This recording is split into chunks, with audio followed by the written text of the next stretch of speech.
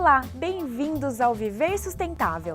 Nosso programa de hoje irá abordar os seguintes assuntos: a poluição veicular, causas e consequências. Como reduzir o aquecimento global? A redução do número de colmeias e suas consequências para o Brasil e para o mundo. E muitos outros assuntos ligados à sustentabilidade e à proteção ambiental. Professor Tami, segundo a Organização Mundial da Saúde, a vida nas grandes cidades vem transformando lentamente pessoas saudáveis em doentes crônicos. Quais são as principais causas dessa tragédia? Realmente, um dos maiores vilões da saúde nas metrópoles é a poluição, causada pelo número exagerado de veículos individuais, uma frota fantástica, e ao mesmo tempo por um transporte coletivo extremamente ineficiente. Todos os anos, 6 milhões de pessoas no mundo todo perdem a vida em decorrência da poluição nas grandes cidades. Além disso, a Organização Mundial da Saúde constatou que outras centenas de milhares de pessoas adquirem doenças crônicas degenerativas em função do seu estilo de vida nas metrópoles. Estas doenças crônicas degenerativas ou matam a longo prazo ou debilitam a saúde, deixando milhares de indivíduos sem condições de desenvolver normalmente as suas atividades. Até 2050, a poluição do ar será a principal causa das mortes prematuras por câncer de pulmão em nível global. Esta é uma afirmação da equipe de especialistas da Universidade de São Paulo, a USP, em recente artigo publicado pela revista Nature. Esses estudos mostram que os corredores de trânsito são as chaminés das cidades modernas. Quem afirma isso é o patologista e professor da USP, Paulo Saldiva. Segundo ele, entre 70% e 90% dos poluentes do ar são produzidos pelos veículos. O professor Paulo Saldiva é incisivo, é categórico ao afirmar que, no mundo todo, 85% dos casos de câncer de pulmão são decorrentes da poluição do ar. O efeito cumulativo da inalação contínua de nanopartículas e gases tóxicos como chumbo e cádmio podem causar outra série de problemas de saúde, que vão desde o aparecimento ou agravamento de doenças respiratórias até problemas cardíacos, aumento da pressão arterial, maior coagulação sanguínea, depressão, esquizofrenia e problemas reprodutivos. Segundo o professor Saldiva, em São Paulo, 15% das pessoas fumam, mas a poluição do ar afeta 100% da população. Por isso, o risco atribuído da poluição é significativa. Só na região metropolitana paulista, cerca de 4 mil pessoas morrem todos os anos por problemas atribuídos à poluição do ar. O tráfego urbano também é responsável por outros problemas, conforme estudos científicos já comprovados. Em alguns lugares, é difícil dormir devido ao barulho, e mesmo quando as pessoas conseguem pegar no sono, este sono é de má qualidade. Isto afeta o sistema nervoso, a produção hormonal, além de gerar dificuldade de concentração e perda de memória. Em cidades como São Paulo, as pessoas gastam quase um quarto do dia para se deslocar de casa para o trabalho, situação que gera isolamento social e compromete o desenvolvimento. Segundo especialistas, a população está cada vez mais confinada. A falta de convivência da comunidade no espaço urbano deixa a pessoa suscetível ao desenvolvimento de problemas como depressão e ansiedade, causados pela ausência de sociabilidade. Contexto que também gera o sedentarismo. Cada vez mais as pessoas vivem em escritórios e dentro de veículos. A falta de locais para se exercitar e a insegurança acabam servindo como justificativas para não praticar exercícios físicos, o que acarreta em inúmeras doenças potencializadas pelo estresse mental e a poluição. Este cenário só será mudado quando os gestores públicos pensarem as cidades correlacionando mobilidade urbana com saúde pública. Uma estratégia comprovada para aumentar a média de exercícios da população urbana é elevar o índice de mobilidade desta população.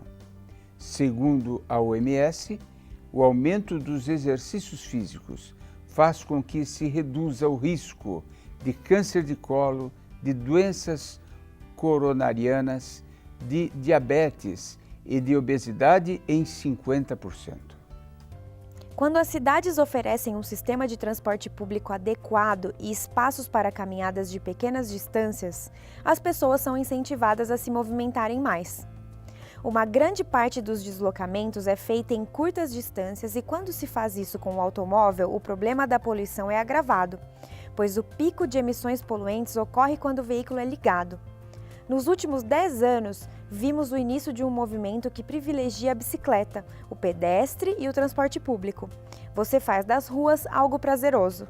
Segundo estudo do Instituto de Saúde e Sustentabilidade, em apenas um ano, o aumento do número de doenças provocadas pela poluição em São Paulo teve o custo do seu tratamento aumentado em 246 milhões de reais.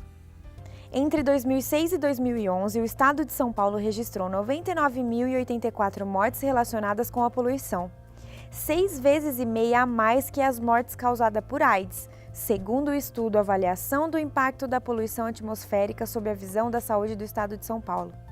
Somente em 2011, o setor público de saúde investiu 76 milhões para o tratamento de doenças provocadas pela poluição, um número 13 vezes maior que os recursos destinados para a produção de vacinas. Durante o mesmo período, a rede privada de saúde destinou 170 milhões. Para o professor da USP, Dr. Paulo Saldiva, as pessoas mais vulneráveis, susceptíveis de contrair doenças causadas pela poluição, são as crianças, as gestantes, os diabéticos e as pessoas que se submetem a dietas inadequadas. Esta mesma pesquisa revela que, ao contrário do que se esperava, a capital São Paulo não é a cidade com pior índice de qualidade do ar. Há 11 cidades do estado de São Paulo com índices piores do que o da capital. Entre eles, paradoxalmente, a cidade de São Caetano do Sul, que é a cidade que apresenta o melhor índice de desenvolvimento humano do país. Vamos ver agora uma matéria sobre o controle da poluição veicular em São Paulo. A poluição do ar é um risco para a saúde humana. Risco por vários motivos. Primeiro, é uma coisa que todas as pessoas que vivem na cidade estão expostas. E cada vez mais um habitante de um grande centro urbano fica dentro de um corredor de tráfego congestionado. E o que a gente foi verificar através de modelos estatísticos, como é que a variação de poluição se traduz em mortalidade em 6 regiões metropolitanas do Brasil, incluindo São Paulo. São Paulo tem os números maiores porque aqui tem mais poluição e mais gente. E, lamentavelmente, cerca de 19 pessoas, um excesso de 19 pessoas, morrem por dia em São Paulo por estarmos acima do padrão de qualidade do ar da Organização Mundial de Saúde. Olha, nós temos, se você falar da população em geral, todo mundo, nós temos 2 grupos bastante suscetíveis. O primeiro é o composto por crianças e adolescentes. E o outro grupo é o de idosos, né? Por razões diferentes, né? Crianças e adolescentes estão passando por um processo de crescimento e desenvolvimento, né? E qualquer exposição a um fator agressor pode trazer um transtorno mais sério para essas crianças e para esses adolescentes. E os idosos, eles normalmente já têm alguma doença prévia. Então, ou eles têm alguma doença do coração, ou têm alguma doença respiratória, ou têm as duas junto e, portanto, acabam sofrendo mais os efeitos da poluição. O que os poluentes fazem, a maioria dos estudos no mundo tem apontado para isso, é produzir no organismo um processo inflamatório.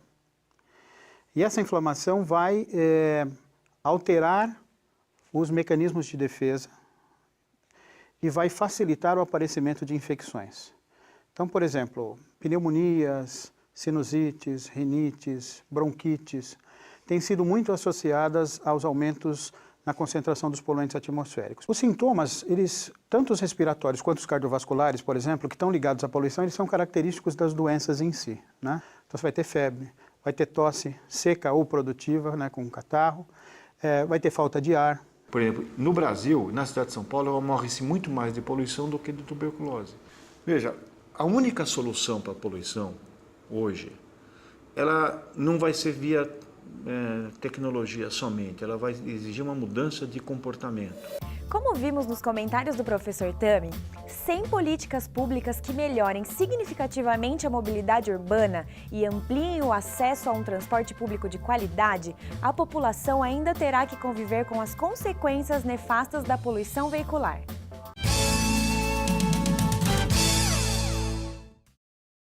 A chuva ácida é uma das principais consequências da poluição do ar. A queima de carvão ou de petróleo libera gases como óxidos de nitrogênio e de enxofre. A reação dessas substâncias com a água encontrada na atmosfera forma o ácido nítrico e o ácido sulfúrico, presentes nessas precipitações. A chuva ácida empobrece o solo, compromete vegetações, prejudica organismos aquáticos e ainda pode corroer monumentos em mármore. Por isso, a poluição atmosférica precisa ser controlada urgentemente. Vamos para o intervalo, mas não perca, no próximo bloco, uma matéria sobre o aumento das emissões de gases de efeito estufa e do aquecimento global.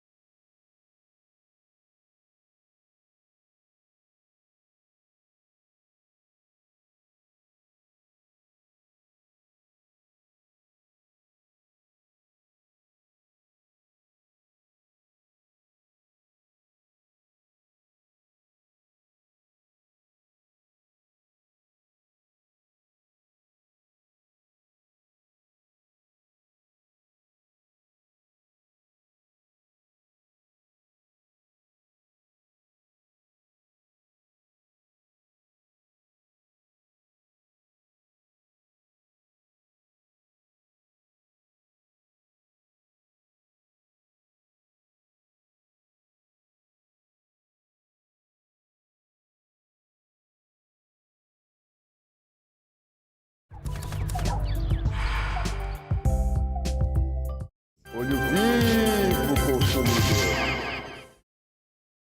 Evite deixar o carro funcionando dentro da garagem quando, por exemplo, estiver esperando por alguém. Se houver uma janela próxima ao local, o monóxido de carbono vai direto para dentro de casa. E esse gás é bastante perigoso para a saúde. Por isso, procure também estacionar o carro com escapamento voltado para fora da garagem. O mundo todo já está sentindo os efeitos do efeito estufa e do aquecimento global. As perspectivas de melhora deste quadro não são muito promissoras. E quem comenta sobre isso é o professor Mendes Tami.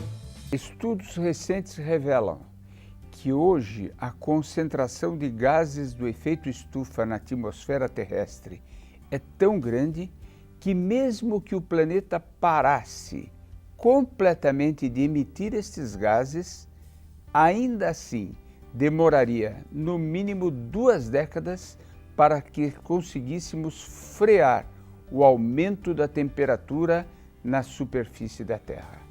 Quem garante isso é o climatologista José Marengo, um dos pesquisadores brasileiros que ajudou a elaborar o 5º relatório de avaliação do IPCC, Painel Intergovernamental de Mudanças Climáticas, órgão ligado à ONU. Segundo o climatologista José Marengo, mesmo que a gente feche todas as indústrias hoje, nós vamos ter ainda décadas de aquecimento em uma inércia. O IPCC fala em aproximadamente 20 anos, pois foram centenas de anos de CO2 acumulados na atmosfera. As florestas são os grandes instrumentos para absorver o dióxido de carbono, por meio da fotossíntese, mas ele admite que o efeito não é imediato e demora décadas para surtir o efeito. O especialista ponderou, no entanto, que o documento do IPCC não é um relatório catastrófico. e apontou para a necessidade de o homem adaptar-se às mudanças climáticas que estão por vir no decorrer deste século. Segundo os cientistas, é irrefutável a correlação entre atividades humanas e o aquecimento global. É evidente que este aquecimento global poderia ocorrer mesmo sem as atividades humanas, em decorrência somente de fenômenos naturais. Mas também é inegável que as atividades humanas contribuíram para acelerar e agravar o fenômeno. Acredita-se que o ser humano e os mamíferos superiores possam se adaptar a esse novo cenário climático mais quente. Contudo, não se espera que isso se dê em todos os ecossistemas, muitos dos quais terão o seu ponto de resiliência ultrapassado e poderá haver o colapso de muitas espécies vegetais. Já o risco de savanização da Amazônia, apontado pelo Painel Brasileiro de Mudanças Climáticas, caso a temperatura do Brasil aumente para 6 graus Celsius em um século, pode ser completamente reversível e evitado. Ainda sobre os efeitos do país, ele cita a tendência do aumento do volume e da ocorrência de chuvas na região sul e sudeste, além de maiores e mais intensos períodos de seca na Amazônia e no Nordeste. Há 5 anos, o desmatamento era o primeiro colocado no ranking de emissões do Brasil. Agora, o desmatamento foi ultrapassado pela queima de combustível fóssil. O Brasil passou a poluir como um país desenvolvido. Temos que mudar nosso estilo de vida, essa é a parte mais difícil. Em momentos de crise, muitos países colocam em primeiro lugar um esforço concentrado para a recuperação econômica e para aumentar o seu produto interno bruto, o seu PIB, deixando em segundo plano a sua agenda ambiental. Isto vem ocorrendo principalmente depois da crise de 2008. Um inventário realizado pelo Ministério de Ciência e Tecnologia de 2010 indicava que as principais fontes de emissão de gases de efeito estufa no Brasil estavam na agricultura, na atividade industrial com a queima de combustível fóssil e no desmatamento com a queima de biomassa. Pelo fato de o desmatamento ter diminuído e a agricultura reduzido as emissões, a queima de combustível fóssil passou a ser a maior causa das emissões de gases. As termoelétricas produzem CO2, assim como a maior frota de veículos do país, que é muito grande. Vamos ver agora uma matéria sobre o controle das emissões de gases de efeito estufa em São Paulo. Especialistas da Embaixada Britânica e do Programa Estadual de Mudanças Climáticas, o Proclima, analisaram 5 grandes setores, seguindo a classificação utilizada pelo Painel Intergovernamental de Mudanças Climáticas, o IPCC. De acordo com a origem das emissões, são elas: energia, processos industriais, uso da terra, mudança no uso da terra e florestas, agropecuária e resíduos. Os setores da energia e agropecuária são os grandes responsáveis pelas emissões de gases efeito estufa de 2005. A geração de energia e os transportes emitiram 57% dos gases e a agropecuária 20%. Na área de energia, os principais vilões são o uso de combustível fóssil pelos veículos e pelas termoelétricas. No setor de agropecuária, praticamente todas as etapas de produção de carnes, ovos e derivados do leite liberam gases que modificam o clima, alterando as temperaturas e a saúde do ecossistema. O setor do uso da terra, mudança no uso da terra e florestas, aparece com 9%, o da indústria com 8% e de resíduos com 6% cada. Foram emitidos no estado de São Paulo um total de 143.456.000 toneladas de CO2. A emissão de gases pode causar sérias consequências à vida no planeta. O degelo dos polos, o aumento do nível dos oceanos, aumento da temperatura na Terra, eventos climáticos extremos. Por isso, a importância de se discutir esse assunto. São Paulo tem uma meta de redução de 20% de redução. Temos aí 10 anos de trabalho duro pela frente, da definição de políticas claras para conduzir a economia do estado de São Paulo para uma economia de baixa emissão, uma economia de baixo carbono.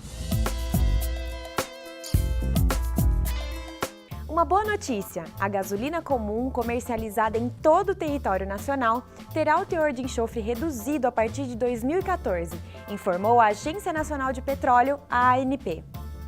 A redução é para 50 mg por quilo em substituição aos 800 mg por quilo atuais. Esta medida reduzirá a emissão de enxofre na atmosfera em 94%. Contribuindo para a melhoria da qualidade do ar e para a diminuição de doenças respiratórias. O aumento da qualidade da gasolina comum também melhora o desempenho dos motores automotivos, reduzindo os custos de manutenção e aumentando a durabilidade. De acordo com a ANP, as novas especificações da gasolina de uso automotivo permitem antecipar o cumprimento, para toda a frota circulante no país, das determinações da etapa L6 do Programa de Controle de Poluição do Ar por Veículos Automotores, PROCONV, do Conselho Nacional do Meio Ambiente, CONAMA. Não perca no próximo bloco a matéria sobre a redução das colmeias de abelhas e as consequências para o Brasil e para o mundo. Não saia daí! O Viver Sustentável pergunta: qual desses fenômenos não é causado pela poluição atmosférica? Letra A: escurecimento global. Letra B: aquecimento global. Letra C: efeito estufa. Ou letra D: assoreamento de rios? A resposta você confere no próximo bloco.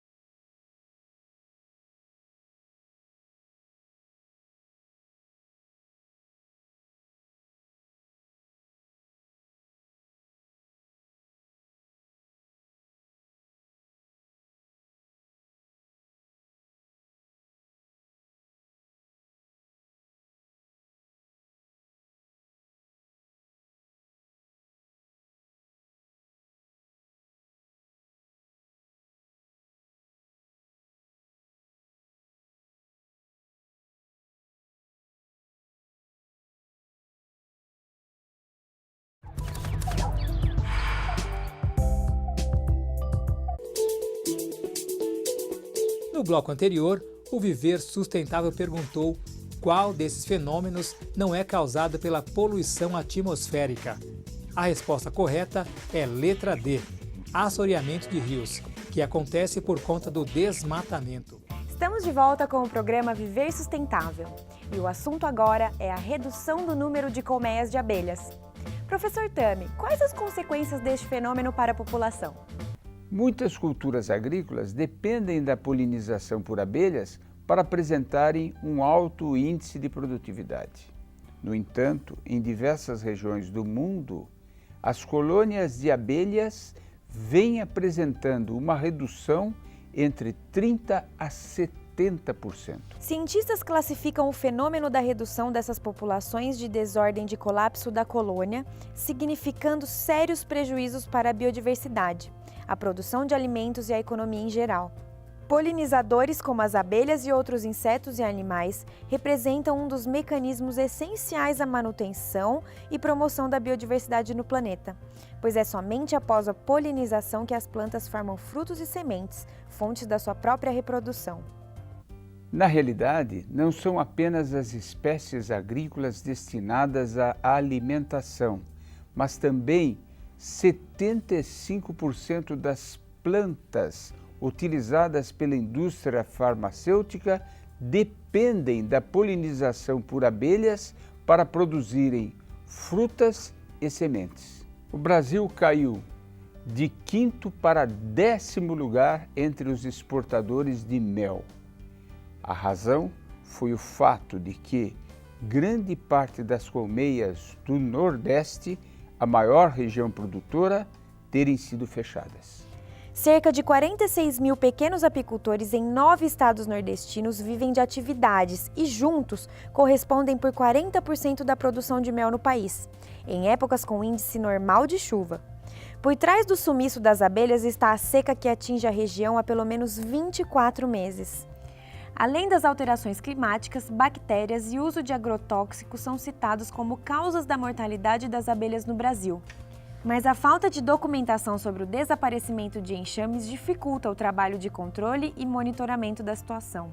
Não foram apenas os estados do Nordeste que tiveram uma queda na produção de mel. Também o estado de Santa Catarina sofreu muito com o fechamento de colmeias de abelhas. A sua produção chegou ao índice mais baixo em 2011. A média do estado é de 6 mil toneladas e naquele ano produziu apenas 4 mil toneladas. Além disso, não se pode esquecer a questão social. São 30 mil famílias de apicultores, de pessoas que se dedicam à apicultura, à produção de abelhas, de mel, nos estados do Sul. No total, essas 30 mil famílias possuem aproximadamente 300 mil colmeias, muitas das quais foram abandonadas nos últimos anos. E com isso, com a falta de abelhas para realizar a polinização, houve uma drástica queda de produtividade, principalmente na produção de maçãs e de peras. Estima-se que mais de 10% da produção agrícola tenha sido perdida, tenha sido diminuída por falta de abelhas para realizarem a polinização. Em países como Estados Unidos, Canadá, Japão, Índia e em nações da União Europeia, o problema é caracterizado como síndrome do colapso das abelhas. Trata-se de um abandono repentino e massivo de colmeias. A situação é grave e em estados norte-americanos chegou a comprometer a produção agrícola, já que a floração é feita quase que exclusivamente através deste inseto. Estudos revelam que entre 2007 e 2008, aquele país perdeu cerca de 1 milhão de abelhas. Cerca de 80% de tudo que é consumido no mundo é polinizado pelas abelhas. A ausência delas reflete-se como impacto direto sobre a agricultura. Segundo o IBAMA, que vem estudando o fenômeno do desaparecimento das abelhas em todos os estados brasileiros, os dados já comprovam uma semelhança com a síndrome do colapso das abelhas em 2 estados brasileiros, São Paulo e Minas Gerais. Nos demais estados, os dados ainda não são comprovatórios, ainda não se pode chegar a uma conclusão sobre a razão do desaparecimento dessas abelhas. Segundo o próprio IBAMA, uma das causas que pode estar correlacionada ao desaparecimento das abelhas é a aplicação de defensivos, porque depois da aplicação dos mesmos, muitos dos insetos das abelhas perdem o seu senso condutor e não conseguem voltar para os enxames, enfraquecendo-os. Concluindo, deixo-lhes uma afirmação do cientista Albert Einstein. Se as abelhas desaparecerem da face da Terra, a humanidade terá apenas mais 4 anos de existência, pois sem abelhas não há polinização, não há reprodução da flora, sem flora não há animais, sem animais não haverá raça humana. Com dados fornecidos pelo SEMPRE, Compromisso Empresarial pela Reciclagem, vamos conhecer agora o preço da tonelada dos principais produtos destinados à reciclagem. Preço da tonelada do material reciclável para a cidade de Guarulhos. Papelão, R$ 370. Latas de aço, R$ 420. Alumínio, R$ 2.600. E PET, R$ 1.700. Estamos chegando ao final de mais um programa Viver Sustentável. E agradecemos a participação do professor Mendes Tami e a sua audiência. Não se esqueça, você também pode enviar suas sugestões para contato@viversustentável.net ou assistir aos nossos arquivos de programas através do nosso site, viversustentável.net. Uma boa semana sustentável!